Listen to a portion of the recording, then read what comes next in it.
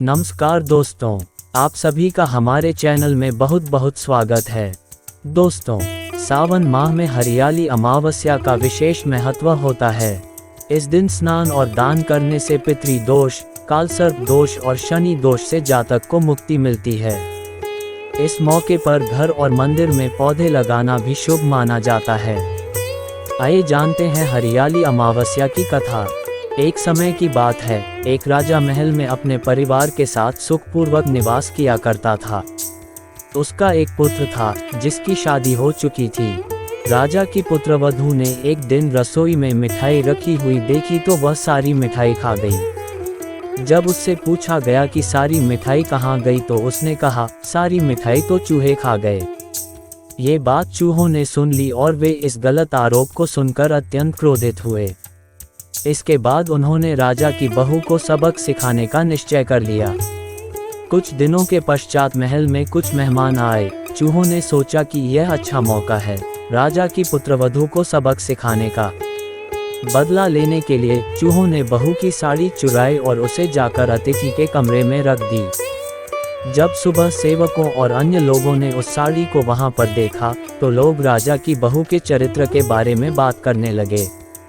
ये बात जंगल में आग की तरह पूरे गांव में फैल गई। जब ये बात राजा के कानों तक पहुंची तो उसने अपनी पुत्रवधू के चरित्र पर शक करते हुए उसे महल से निकाल दिया। राजा की बहू महल से निकलकर एक झोपड़ी में रहने लगी और नियमित रूप से पीपल के एक वृक्ष के नीचे दीपक जलाने लगी। इसके साथ ही वह पूजा करके गुड़धानी का भोग लगाकर लोगों में प्रसाद वितरित करने लगी। इस प्रकार कुछ दिन बीत जाने के बाद एक दिन राजा उस पीपल के पेड़ के पास से गुजरे जहां उनकी बहू हमेशा दीपक जलाया करती थी। इस दौरान उनका ध्यान उस पेड़ के आसपास जगमगाती रोशनी पर गया। राजा इसे देखकर चकित रह गए। महल में वापस आने के बाद उन्होंने अपने सैनिकों से उस रोशनी के रहस्य का पता लगाने के लिए कहा। सैनिक राजा की बात मानकर उस पेड़ के पास चले गए। वहां पर उन्होंने देखा कि दीपक आपस में बात कर रहे थे। सभी दीपक अपनी अपनी कहानी बता रहे थे। तभी एक दीपक बोला, मैं राजा के महल से हूँ।